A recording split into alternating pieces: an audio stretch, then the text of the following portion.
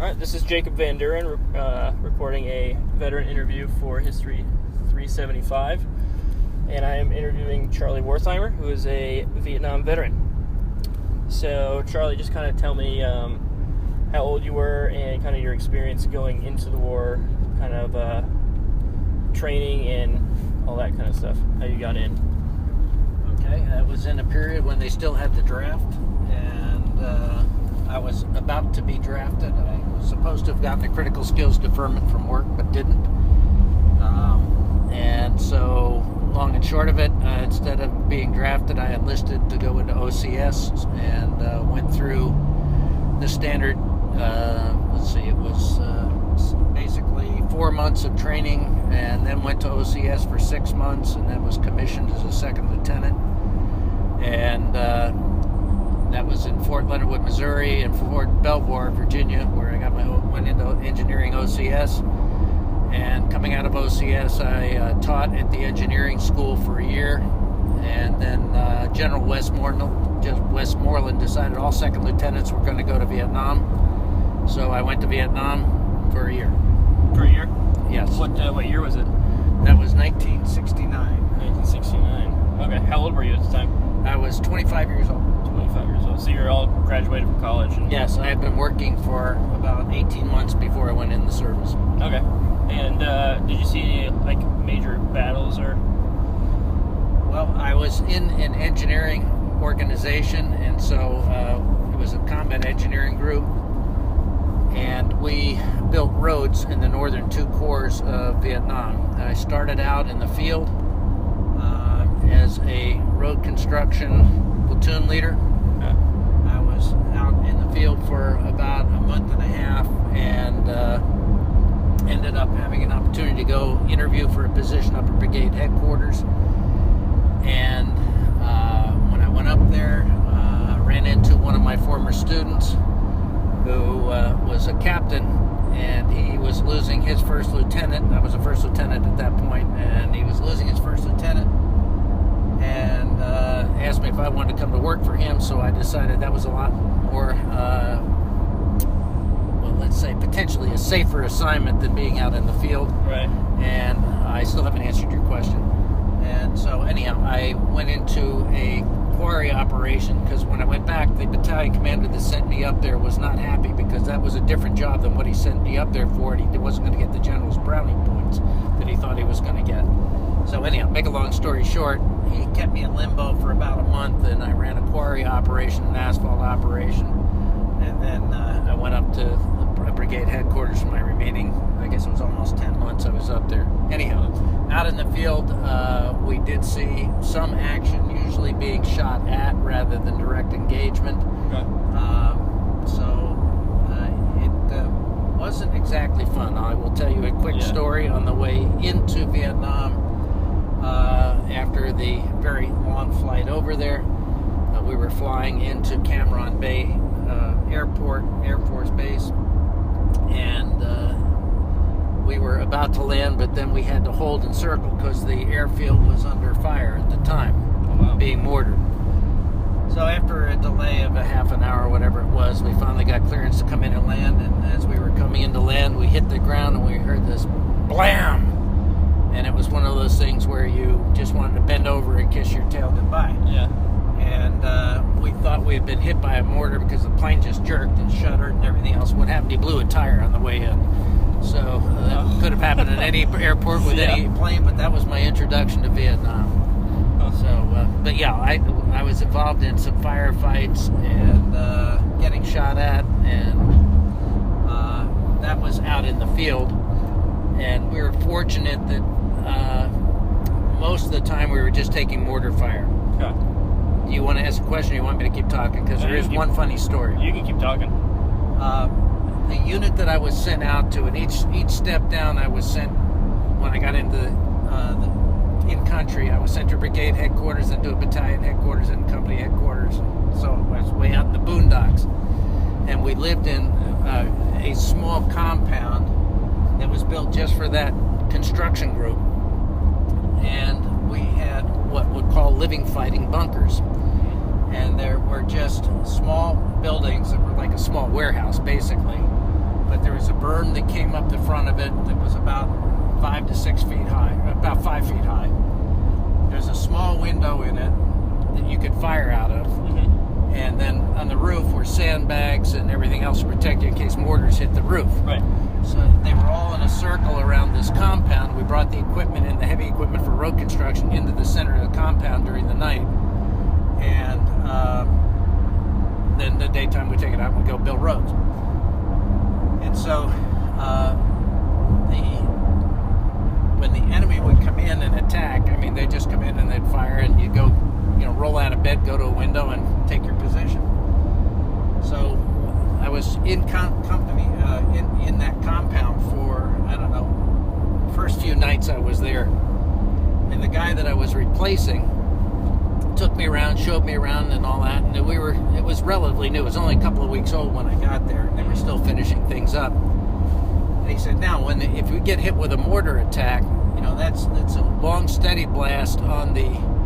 that's an intermittent blast, and if it's a ground attack, it's a long, steady blast. Okay, got it. Fine, whatever it was. So after the first couple of nights there, all of a sudden the mortars started coming in, and we roll out of bed, and you slept. It was hot over there, so we slept in our shirts and t-shirts and shorts. So I rolled out of bed, and steel pot, flak jacket, all that stuff's on the floor. So I rolled out of bed, grabbed my steel pot, put it on, grabbed my weapon, started to go to the window, and the guy I was replacing said to me, because there was just a group of officers in that particular billet, my platoon was on the other side of the compound, on the other side of the equipment. And so I said to the guy, I went to the window, he says, no, it's your platoon now. You go over and check them out, I'll take the window. Okay, meantime, this is a long, steady blast, and this is clearly a ground attack. So, crap, right, yeah, they fired in a few mortars, we got a ground attack coming. So, anyhow, he says, go check your platoon out. I said, okay. So now I'm going out, and all of a sudden they had what was known as sappers. I don't know whether you're familiar with the term, but those are basically kamikaze in Vietnamese world. Okay. They were individuals who went in, they had dynamite or explosives strapped to their body. They would go in, and they couldn't blow something else up with the explosives, they'd blow themselves up. Or if you got it directly in it, it's adios amigo. Okay. So I'm start to go out, and I pulled on my boots, and I'm still in my shorts. I've got my flak jacket on, my steel pot, and my weapon. Okay. So I'm going out, and I start walking out. All of a sudden, I realize, I said, what if one of these bozos came in and got underneath the wire, something got into the compound? I'm going through, bobbing and weaving through this equipment. I'm going to run into one of these sappers. So I'm holding on my breath, going through this thing. So I bob and weave through the equipment. I get to the edge of the equipment. Now I've got probably 50 yards to get to where my platoon is. And all of a sudden it starts occurring to me that I really don't want to run too fast, or I don't want to act strange because my platoon may think I'm a sapper and shoot me. Yeah. Not a good idea. So I somehow get some sort of composure, and I sort of try to look cool going across there. Now, I have to point out that this is also the start of monsoon season. It rains like crazy. It gets real muddy in certain places. The water goes, okay, fine. So, on the way over, I somehow or other find this wooden board over this mucky area. Not really thinking much about it because I'm scared out of my pants, if you want to know the truth. Yeah. So I get over there. They don't shoot me. I get in there, and I talk to my first sergeant and say, okay, you guys see anything? No, we don't see anything, sir. Okay. What about the other group? Because we had two billets next to each other for my platoon. I said, what about them? He says, well, sir, you probably ought to go over and check them out. And I'm thinking, okay, you turkey, you're the guy with the stripes. You ought to be going over there. But anyhow, I'm cool. I'm going to go over there. So I walk out, and I forget all about the mud pond, if you will. And I walk out, and I left out a part. Just as I was getting ready to go out of the equipment area over to the platoon, I've forgotten that I hadn't fastened my shoelaces. And I started to run, stepped on one of my shoelaces, and went ass over tin cup straight into the ground. But fortunately, I was far enough away, and I didn't think anybody said, so I picked myself up, put my steel pot on, picked up my weapon. Right. Got real cool again, went in. Then I had this other interchange, went over, so I went out, walked out of that area, and I went into this mud with 1 foot. and realized that I'm almost at the top of my boots. And so I started to reach down and realize I tried to pull my foot out, and I still hadn't tied my shoelaces. Not too smart. So my foot kept coming out of my shoe. I couldn't get enough balance to put and pressure to lift my shoe out. I had no choice, so I started to bend over, and then both feet went in. Oh. So I had to put down my weapon, pull my boots up, pull myself up literally by my bootstraps to get out of the muck, pick up my weapon, went over the other thing, checked it out, came back. And my first sergeant standing there, and he's some redneck from someplace, and you could almost see the hay straw coming out of his mouth. And he looked at me, and he's leaning against the wall, against the door jam like this. He says, "Don't worry, sir, nobody saw that but me." So anyhow, that was my introduction to being out in the field. Wow. So we were out there, as I said, I was out there, I don't know, 6-8 weeks, whatever it was, and we were building a road. We drive out for miles and miles an hour. We convoy out, work for a few hours, and come back, because it took so long to get out there. You only had a few hours of work time, and you had to get back before it got dark again, because otherwise the bad guys would be out there shooting. Right.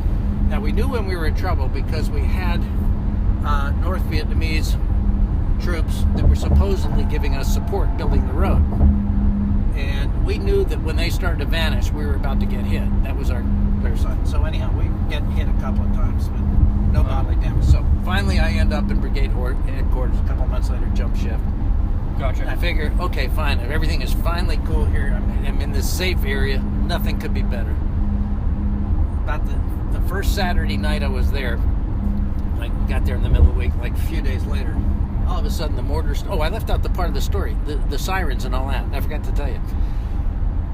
After all this was over and we finally figured out, that there was nobody out there, I went back and I said to my platoon leader that I was replacing, I said, "Hey, what's going on?" I said, there was nobody out there, just mortars coming in. They popped in a few mortars. That's all there was. He said, "Oh, I forgot to tell you, the siren signals is what it's going to be when they get it fixed. Right now, all we have is a long, steady blast. It was just a mortar attack all along. There was no ground fire out there." Gosh. So anyhow, that was it. So I get up north, get to brigade headquarters, and the first Saturday night there, all of a sudden, mortars come in and look across the bay, and across the bay is the Cameron Air Force Base, which is a really big deal. And they had the hospital area. That's supposedly a safe zone. Well, the sappers had gotten in over there, and they were blowing up fuel tanks and everything else. And we were across Cameron Bay looking at this thing. And it was like watching it on television. It was absolutely incredible. But we were sitting there. We didn't get hurt that night. They got the worst of it over there. But what would happen is Saturday nights, the local supporters of the Viet Cong would come in, and they'd go out and they'd get smoked up on a Saturday night, and they'd fire in some mortars, and then they'd take off. But in the meantime, then we would have to go out and chase them and try to find them. So we had these patrols, and I was on the first alert thing for a number of months. Wow. So we'd go out and chase around looking for them. Fortunately, most of the time, couldn't find anybody. Even rarely didn't get shot at. But the weird thing is, then we come back, and we work 6.5 days a week. And Sunday afternoons we got off. But if you were out playing firefight during the middle of the night, you got to sleep in the morning on Sundays. But then on Sunday afternoon, if you were off, we'd drive over to Cameron Bay, which had a beautiful beach over there. I mean, it was a little peninsula, and over to Cameron. And we would go in and go to the beach, play volleyball, have a cookout. It was such a non sequitur, your mind almost couldn't follow it. You're playing war games, a few hours earlier, and it's like you're on the beach at Copacabana or something like that. It's absolutely incredible. Wow. So anyhow, did that for 10 months, and during that 10 months there were two of us that did the planning for the road construction for the Northern Two Corps, and the neat part about it is I got to travel over the Northern Two Corps in helicopters and small single-wing planes and single-prop planes.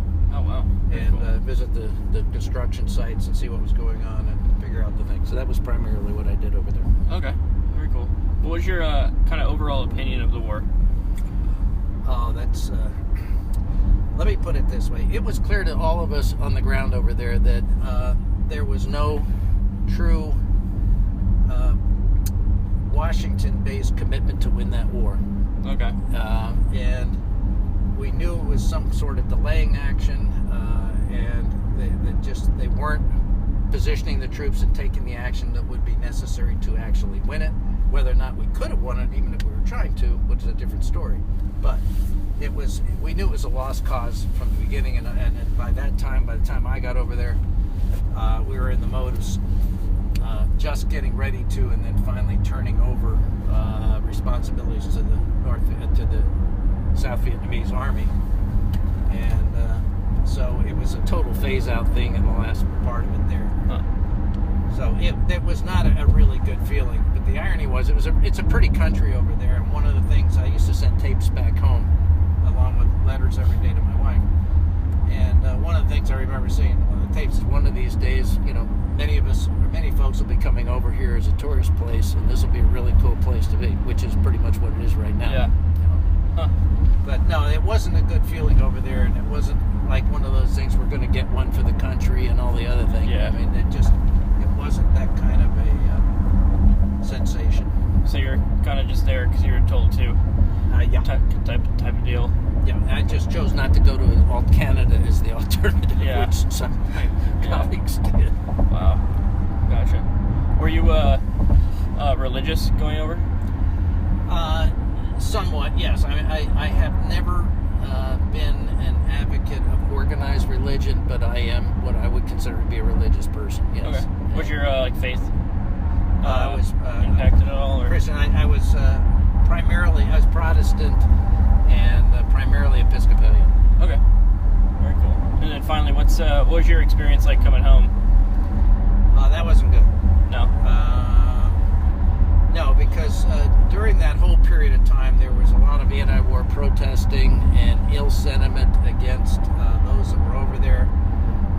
There were even some unkind words said to my wife, about why was I in the Army? Why did I go over there like I was a traitor for going to Vietnam instead of going to Canada? Coming home, we were not well received, and it just caused most of us to not say a word about having even been over there. Yeah. It was a complete 180 from where the country is today, and part of where we are today, and recognizing and acknowledging the contributors who are fighting for the country is because they did such a piss poor job of it. They did such a bad job of it back in the Vietnam War. I mean, it just was almost with disdain. If you had been in the service, you were a bad guy for signing up. You know? So it was not a good thing. Yeah. Huh. So, but we all lived through it. I mean, and the other aspect of it too is, folks dealt with it differently. You've talked to Bill Norris, but a lot of folks had what is now referred to as PTSD. Yeah. And of course, they couldn't even spell those 4 letters back then. But some folks never really recovered from it and had trauma. Some folks today still have nightmares about it, this many years later. Others of us were able to do a bit better job of compartmentalizing and just getting on with the rest of our lives and saying that was something that was behind us. Yeah. Looking back, is it something you're proud of, your service, or? I am. Yeah. I served my country, and I was absolutely, on the whole, impressed with the people I work with. I developed a much greater respect for, I should say, developed a respect for, because I had not a very high respect for career military people. But the people that I worked with, and I was on a general's staff for the 10 months when I was in the road construction area, that those people were absolute professionals. And so that was an important facet of appreciation and recognition. And the other piece, too, is going through OCS. I learned a ton about myself, and they humiliate you, they break you down, and build you back up again is kind of the theme of it. Yeah. And you learn that there are a lot of things that you think you can't do or won't do or whatever. Well, you don't have a choice, you do them. And you learn that you have a lot more mental capability as well as physical capability than you ever thought you had. And so it really taught me to not put up mental barriers around what is possible for myself or others that I previously had, quite honestly. I mean, I'd never really been that pushed, but I probably would I would never have done a lot of the things that I ended up doing in OCS just because there wasn't a choice if you wanted to get through it. Wow. And what was your rank again? I ended up coming out as a first lieutenant. I could have been commissioned as a captain, but I chose to get out. So I just didn't hang around long enough to get the other bar. All right. You guys think of any other questions? Any from you, Grandpa? No, I don't have any questions. No. But let me build on one of the questions you asked, though. You asked about my faith, and I can assure you that during that time over there, I drew on my faith. I mean, there's no question about it. Yeah. There are a lot of times over there where it's you and God, and that's about it. Yeah. So I can imagine that. Huh. you got to decide who's going to be in control, and you go from there. Have you actually been back to Vietnam since? I have not. I chose not to go back. Chose not to go back? Yeah. Gotcha. All right. Well, that's all the questions I have. So, Thank you. thank you. Good luck with your paper. Thanks. How do you write a paper?